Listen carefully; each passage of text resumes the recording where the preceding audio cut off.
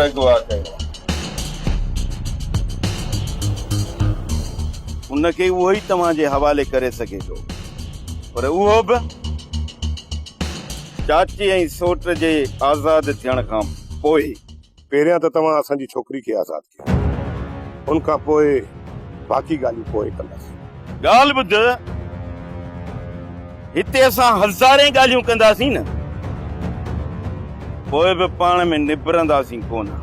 जेकॾहिं तव्हां निबरण जी ॻाल्हि कंदव त निबरी वेंदासीं। मूंखे तव्हांजे कौल ऐं फेल ते को बि एतबार कोन्हे। जेकॾहिं पाण में निबिरी बि वियासीं न, उहो तव्हांजो दोखो हूंदो। हाणे तूं ई ॿुधा त उन दोखे खे पोइ केरु मुंहुं ॾींदो? बाक़ी तूं छा चाहींदो त विच ते भलो साईं रखे पोइ ॻाल्हि कई।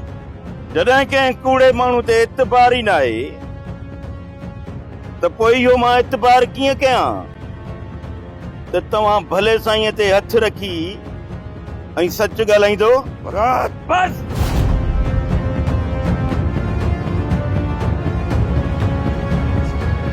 अदा खे पूरी पक हुई अदा अली खान त सौट ऐं चाचा ओताक ते कैद हूंदा। अदा ॻाल्हियूं उते फिटाईंदो, छो त अदा खे असां मथां पूरो पूरो भरोसो हुयो त चाचा ऐं सोट खे असां वापसि वठी ईंदासीं। त पोइ ॿुधाए अदा, हाणे असांखे छा करणु घुरिजे? जिते अदा ऐं राज़न वारा ॻाल्हियूं कनि पिया उते पहुचूं था। पोइ उते जल्दी पहुचण जी कयूं था, ईअं न थिए जो को नुक़सान थी वञे। अचो अदा। छा थियो काइम? मुराद वियो आहे राज़न जे तरफ़ ॻाल्हियुनि जे लाइ। दुआ कर तो पाण में निबिरी वञे। पोइ त राज़न वारा बि सोडल ऐं अदा आलम मां हथ कढण वारा न आहिनि। बसि दिलि खे दिलासा ॾियां थो, मन का असांजी दुआ अघामी वञे। काइम राज़न वारा छोकिरीअ जी घुर कंदा, पर मुराद उन्हनि ज़ालिमनि खे छोकिरी कॾहिं बि कोन ॾींदो। मालिक साईं अदा आलम ऐं सोडल खे पंहिंजी अमान में रखो। ख़ुदा कंदो त मुराद छॾाए ॿिन्ही खे हिते वठी। तुंहिंजे रवैये मां ईअं लॻे थो मुराद त तूं ठाण घटि पंहिंजा हमरा मराइण। रज़न, जेकॾहिं सच में तूं ठा करणु चाहीं थो न, त पोइ ॻाल्हियूं हली मंसूर खान वटि कंदासीं। मंसूर खान खे असां कारो करे चुका आहियूं। हू असांजो दुश्मन आहे ऐं असांजे हथियारनि जा रुख उन जे तरफ़ आहे। पोइ तूं ॿुधा, अहिड़े माण्हू वटि असां वेही ॻाल्हियूं कंदासीं? शाहनवाज़ खान वटि वरी मां कोन हलंदुसि। तूं हाणे टी धुर ताड़ जिथे वेही सुकून सां ॻाल्हियूं कयूं। मुराद जेके ॻाल्हियूं तोखे करणियूं आहिनि, छा हथियारनि जी छांव में ऐं बारूद जे ढेर ते वेही ॻाल्हियूं कयूं? पोइ इन्हनि ॻाल्हियुनि में निबरंदासीं। चयुमि न त ॻाल्हियूं बाद में कंदासीं। पहिरियां ई असांखे छोकिरी पंहिंजी वापसि कयो, उन जे इफ़्ज़े में आलम खे आज़ाद कंदासीं, पोइ ॻाल्हियूं थींदियूं। हाणे ॿिनि ॾींहंनि जी तो वटि मोहलत आहे। टे ॾींहं छोकिरी जेकॾहिं असां वटि न पहुती त आलम जो लाश तोखे मिली वेंदो।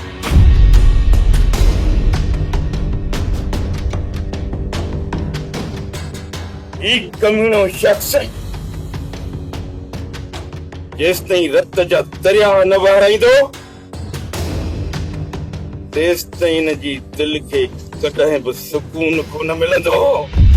वाह, मूंखे ख़बर नथी पए त तूं उन्हनि खां बची कीअं निकितो आहीं। तुंहिंजे दिल जी हसरत पूरी कोन थी। जेकॾहिं हू मूंखे मारींदा न त पोइ तव्हां बि आलम में सोढल बची कान निकिरंदा। तोखे ज़िंदा छॾण जो इहो ई सबबु हुयो। इहो बि शुक्र जो राज़न उन्हनि जे माण्हुनि खे कढी कंहिं ॿिए हथों मारे छॾियो। जेकॾहिं उन्हनि जा माण्हू उताक में हुजंदा न, तूं पंहिंजा माण्हू बि छॾाए वञंदा ऐं मूंखे बि पूरो कंदा। उहे भला तोखे अगवा करे पाण सां गॾु वठी छो न विया? तूं छा थी सम्झी? उन्हनि घटि कोशिश कई हूंदी, पर मां भी मलूक आया। मलूक मजाक न आया जो एड़ा छोरा छिछोरा मुखे अगवा करे वञनि। भले शिरडी कुआं जे तरह में पिया पोए भी रड़ियन का बस भजाई मालिक साईं खैर करे। अदा वरन ला छो देर कई आहे। मुराद सादो आहे ऐं दुश्मन वॾी चालाक आहे। धोखे सां को वार न करे वठनि। अदा वारा भी पूरे बंदोबस्त सां विया आहिनि। दुश्मन हुननि खे चारो तरफ़ खां वकोड़े विया आहिनि। हुननि जा दुश्मन रहज़न वारा बि आहिनि ऐं शानवाज़ वारा बि आहिनि। दुश्मन भले केॾी बि कोशिश कनि पर अदा सां पूरे ॻोठ जी दुआऊं गॾु आहिनि। अदा जो कुझु बि नथा बिगाड़े सघनि दुश्मन। ख़ुदा कंदो ख़ैर सां ईंदो, सोढल ऐं आलम खे गॾु वठी ईंदो।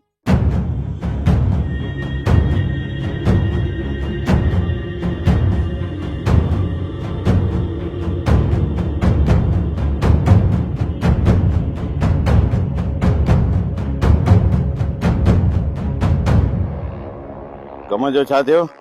असांजे इमरान खे उताक मां कढी किथे ॿिए हंधि रखियो वियो आहे। उहा ख़बर न आहे त हुननि खे किथे रखियो अथनि। ओताक में असांखे मलूक हथ अची वियो, उनखे अगवा करण जी पूरी कोशिश कईसीं। उन माकोड़े वारो चक खयो हो, जेकॾहिं वधीक ज़ोर लॻायूंसा न त उनजी मुंडी पटिजी पए हा, पर चक कोन छॾे हा। बस हाणे हितां निकिरण जी कयो, बाक़ी ॻाल्हियूं हली ओताक ते था कयूं। ठीकु आहे दा, हलूं था उताक। वॾा तव्हां हलो, असां तव्हांजे पोयां अचूं था। तव्हां हलो, अचो।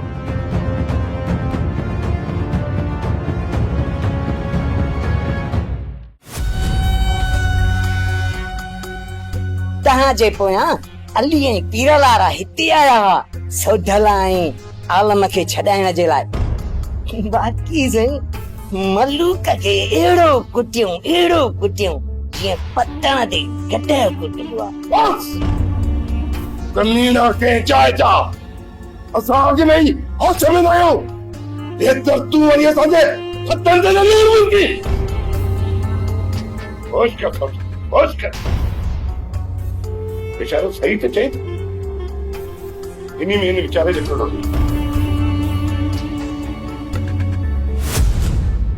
सोट हकीकत ॿुधाइण जो बि को तरीक़ो हूंदो आहे।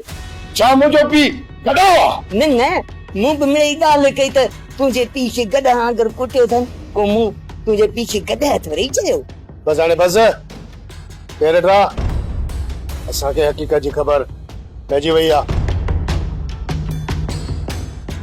तव्हां त सही कयो, सोढल ऐं आलम खे हितां सां न कढूं हा न, अॼु इहे छॾाइण में कंदा वञनि हा। मां मुराद जी चालुनि खे चङी तरह सुञाणा।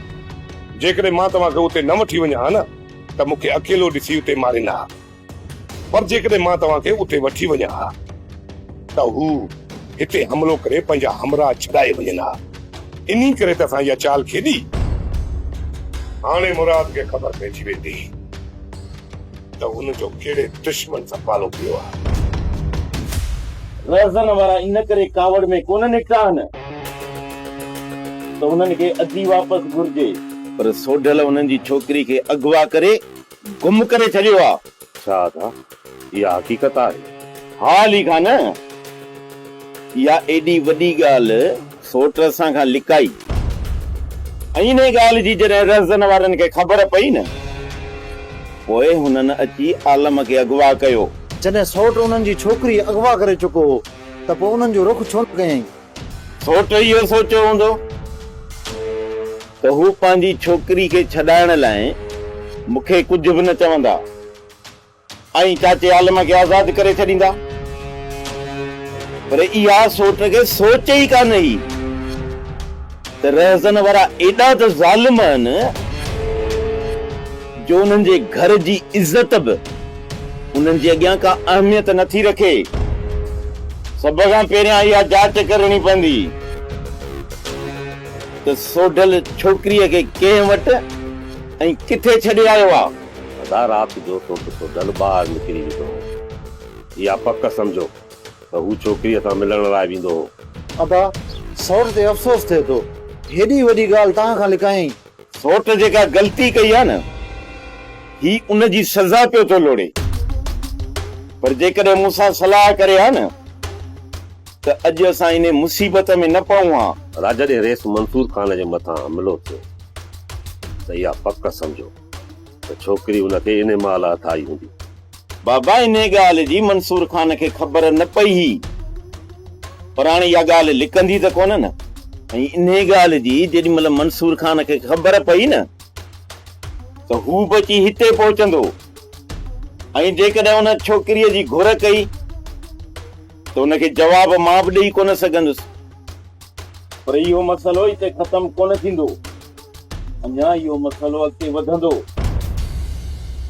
मूंखे त पहिरियों ई ख़बर हुई त ही वक़्तु मुंहिंजे कई कम जा न आहे मां सिर्फ़ मुंहिंजूं तारीफ़ूं तुंहिंजे वाता ॿुधी अहिड़नि गॾहनि जे मथां घोड़नि जी शर्त रखी बाबा सिंह तव्हांजी कावड़ जाइज़ आहे पर उन वक़्तु बस का सफ़ाई पेश न कर ऐं नई वरी मां तव्हां खां का सफ़ाई करां थो ख़बर आहे मूंखे मुस्तिल माण्हूअ वटि हज़ार बहाना हूंदा आहिनि बाबा साईं आख़िरी ग़लती इन्हनि खे माफ़ कयो ॻाल्हि माफ़ीअ जी न आहे मंठार शायदि मूंखे ख़बर न आहे त हिन दिल जे मथां छा पियो गुज़रे जंहिंजो तूं अंदाज़ो ई नथो करे सघीं बाबा साईं तव्हांजी कावड़ खे सम्झूं था पर हिन दफ़े सिर्फ़ असांखे मौक़ो मिले मौक़ो ॻाल्हि मौक़े जी न कर त हिन वक़्तु तव्हांजे मोढे ते लत रखी साल नीपुड़े न कढी छॾियाव अॼु राति तव्हां सां ही मंठार बि गॾु हूंदो ऐं अॼोकी राति में हुनजे घर में गिरी अंदरि हुनजे बिस्तरे ते गोलियुनि सां सीनो परोड़ करे अचोसि जीअं हू सुबुह जो सिज ई ॾिसी न सघे ऐं हुनजे घर में मातम पइजी वञे मातम जे अॼु राति को कम तव्हां न कयो मां ॿुधाए थो छॾियांव ज़िंदगी भर वरी मूंखे कोन ॾिसंदो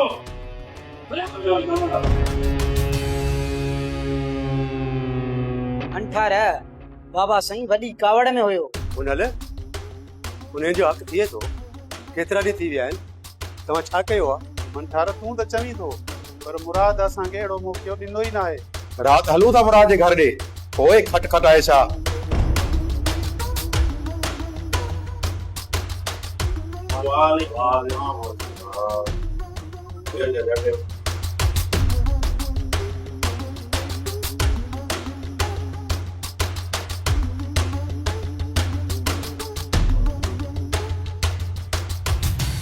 बेचारा राति ॾींहं पंधु था कनि जेकर मूं सिर जी वरंदी हुजे हा त ॾियूं न सिर्फ़ु एतिरो दिलासो ॾियो त सोढल ऐं अदा खे तव्हां छॾाइण में उतां कामयाब वेंदव या न चाचा मां पंहिंजे तरफ़ां पूरी कोशिश कयां पियो बाक़ी असांजा दुश्मन केॾा ज़ालिम आहिनि इहा त चाचा तव्हांखे पाण ख़बर आहे आख़िर हू छा था चाहिनि अदीअ जी वापसी पर कुझु बि थी पए मां अदीअ खे उन्हनि जे हवाले कोन कंदुसि पोइ भली हू मूंखे बगवा करे खणी वञनि असां इहो ज़ोर कोन था रखूं त तव्हां न्याणी खे दुश्मननि जे हवाले कयो बसि सोढल ऐं अदा खे छॾाए अचो इहो ई अर्ज़ु रखंदुसि चाचा इहा तूं पक सम्झ त हू उन्हनि खे मारींदा कोन जान खां त कोन मारींदा पर उन्हनि ते ज़ुल्म त कंदा हूंदा न ज़ाहिर आहे चाची हू दुश्मन आहिनि उन्हनि खे खीर खंड त कोन पीआरींदा न हा पुट दुश्मननि जे हथ में तॾहिं ते हां ॾके पियो जेकॾहिं मालिक चाहियो त ख़ैर ख़ैरीअ सां अची वेंदा मरियम चाचे ऐं चाचीअ खे मानी खारा न पुट मानी खाई आया आहियूं असां हाणे हलूं था वधीक जी भारत हुजे वधीक चाचा मालिक खे भारत उहो ई भलाई कंदो कीअं तव्हांजी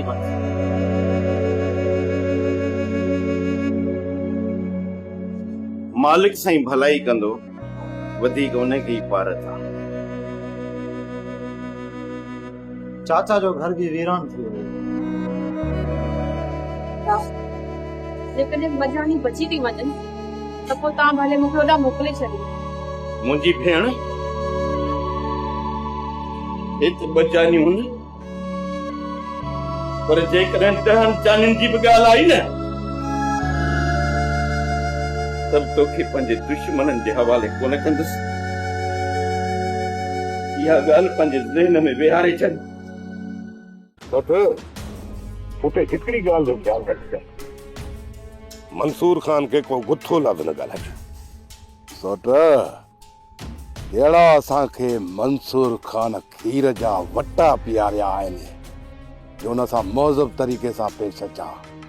मूंखे ख़बर आहे त मंसूर खान असांजी इज़त खे बदनाम कयो आहे। जेकॾहिं असां पंहिंजे हथियारनि जा सॼा बारूद हुन जे सीने में लायूं न पोइ बि अंदर जी बाह पूरी न थींदी। पर सभ खां पहिरियां वक़्त जी नोयत खे सम्झबो आहे। असां पहिरियां पंहिंजी छोकिरी खे वापसि कयूं, बाक़ी प्लान त पोइ बि करे सघूं था। अदा ॻाल्हाइण वारो त सौटरी आहे ऐं हिन खे तव्हां सभु कुझु सम्झाए छॾियो आहे। ॻाल्हाइण जी वाट छॾे ईंदुसि सोट, तव्हां बेफ़िक्र थियो। सौट हाणे तूं निकिरण जी कर ऐं हा मिठनि खे गॾु वठी वञा। मां ऐं ठारो ॾिसूं त हमरा पूरा त न थी विया आहिनि बुख ते। ठीकु आहे सोट। अदा मुराद पंहिंजे मक़सद में नाकाम थी वियो आहे ऐं थी सघे हाणे कुझु ढरो थी वञे। ढरो छा, पर मुराद जी पूरी हवा निकिरी वई हूंदी। हाणे मुराद मिलण लाइ असांजे न्यापा कंदो ऐं छोकिरी बि असांजे हवाले कंदो, छो त मुराद खे पंहिंजा मुड़ुस न आहिनि माराणा। राज़नि जी रमज़ जी त उनखे ख़बर आहे, पर राज़नि जे राज़ खां हू वाक़ुफ़ न आहे। मुंहिंजे हमराहनि जी मुसलसल मुख़बरी थिए पई। न ॼाण त असांजी सिफ़ुनि में अलाए केरु गद्दार अची वियो आहे जेको पुलिस खे समूरी ॼाण ॾिए थो ऐं मुंहिंजा माण्हू पकड़ाए थो। हिन वक़्तु तव्हांजे पोयां हज़ारनि जी तादाद में माण्हू हूंदा आहिनि। जेकॾहिं उन्हनि मां कुझु गिरफ़्तार थी विया त कहिड़ो थो फ़र्क़ु पवे? हज़ारनि माण्हुनि खे गॾु करण वारो हिकु लीडर हूंदो आहे मक्सद।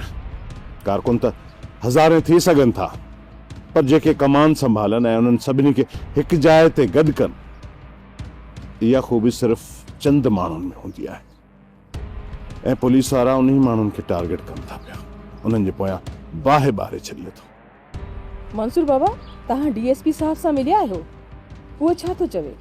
उहो त मुंहिंजे हमराहनि जी गिरफ़्तारी खां इनकार करे पियो। हू मञण लाइ तयार ई न आहे त के असां तव्हांजा माण्हू गिरफ़्तार कया आहिनि। इहो गुम करण वारो सिलसिलो ख़बर न आहे त अलाए कॾहिं खां वठी हलंदड़ आहे। कारकुननि खे पुलिस गिरफ़्तार थी करे ऐं उन्हनि जे मथां हद खां वधीक टार्चर पई करे। हिते इंसाफ़ जी अखियुनि ते पटियूं ॿधियल आहिनि बाबा। चितकारियूं पटियूं आदिल खे जित बाबो सॾिजे जाहिल खे उते कहिड़ा ॾोह सवाब। उन क़ौम जो आख़िर छा थींदो, उन क़ौम जो आख़िर छा थींदो जित दोखा ऐं दुलाब, जित दोखा ऐं दुलाब। वारे सौट मोहम्मद मुराद खान तव्हांखे छॾाइण जी वॾी कोशिश कई। हिकु तरफ़ असांखे ॻाल्हियुनि लाइ घुराए पियो ऐं ॿिए तरफ़ अली खान ऐं पीरल खे हिते मोकिलियाईं त जीअं तव्हांखे छॾाए सघनि। पर पूरी तरह मोहम्मद मुराद खान नाकाम थी चुको आहे। हाणे छोकिरियुनि खे वापसि करण खां सवाइ मुराद वटि का वाह ई न आहे। जेकॾहिं तव्हां में जुवानी वारो अखर हुजे हा न त तव्हां मूंसां ॻाल्हियूं कयो। इहे तॾहिं ते आयल खे ॿधी न वियारियो आहे। तव्हां में त जुवानी वारो अखर ई न आहे। दुश्मनी में हर बाह हलंदा आहिनि। तूं हू ॿुधो न आहे त इश्क ऐं जंग में हर शइ जाइज़ हूंदी आहे, पर जवान उहो आहे जेको दुश्मन खे बेवस करे उन्ही खे गोॾनि भर झुकाए। ऐं हिन वक़्तु तव्हां ॿई बेवस थी मुंहिंजे साम्हूं बीठा आहियो। जेके तूं पंहिंजी फतेह सम्झी थो न, रहज़न उहा जंग जी शुरूआत आहे तमामु जल्द। तूं पंहिंजे अंजाम खे पंहिंजी अखियुनि सां ॾिसंदे। इहो त वक़्तु ॿुधाईंदो त हालात कंहिंजे ख़िलाफ़ थी चुका आहिनि। बाक़ी हिन वक़्त जी तक़ाज़ा इहा आहे त तव्हां बेवस थी चुका आहियो। बसि बाक़ी तव्हां में जेकी ज़िद ऐं आकड़ अची बची आहे उनखे जल्द ख़तम करे छॾींदासीं। जंहिंखे तूं फतेह सम्झी थो न, असां त हुनखे शुरूआत सम्झूं था। ऐं तूं ॾिस न, तमामु जल्द हर कोई पंहिंजे अंजाम खे पंहिंजी अखियुनि सां ॾिसंदो।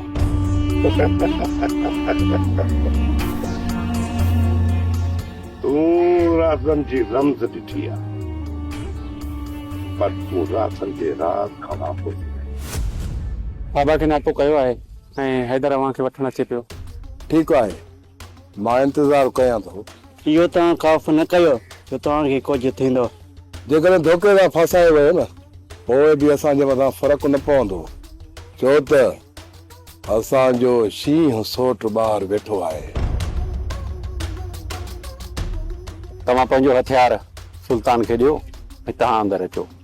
हथियार त मां कंहिंखे ॾींदो ई न आहियां पंहिंजो, पर ठीकु आहे।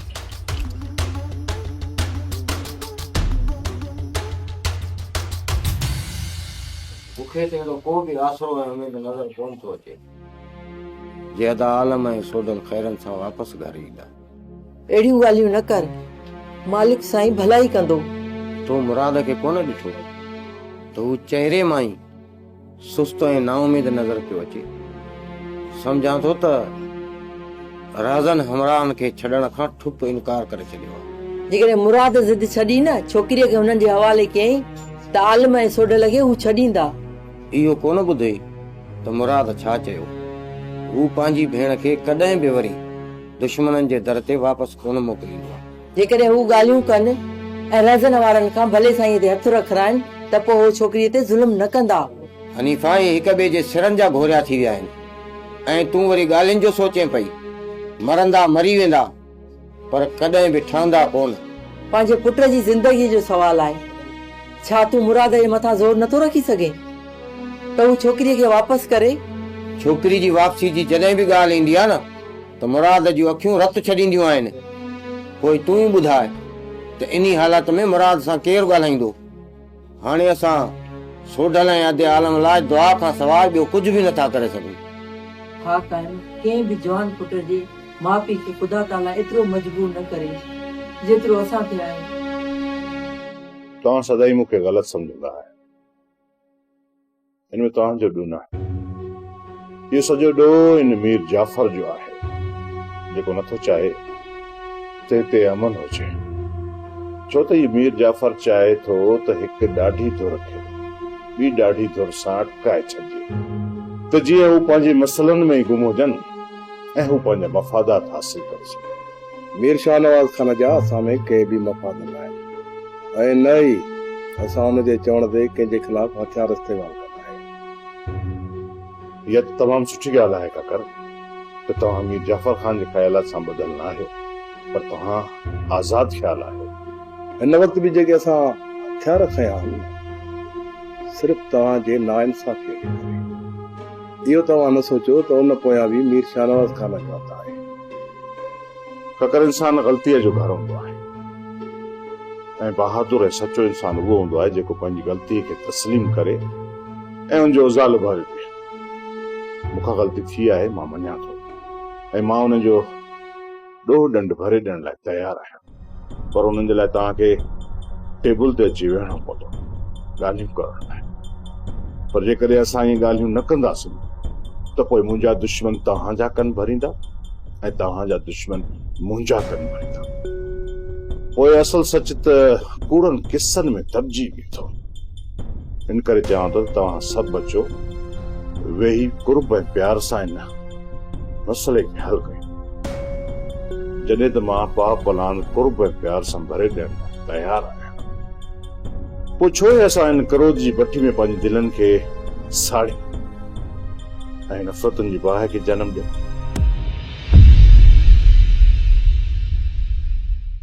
सोप सीरियल डोला हाणे तमाम एपिसोड्स ॾिसो HD क्वालिटीअ में। विजिट करियो असांजो YouTube channel Sindh TV HD drama.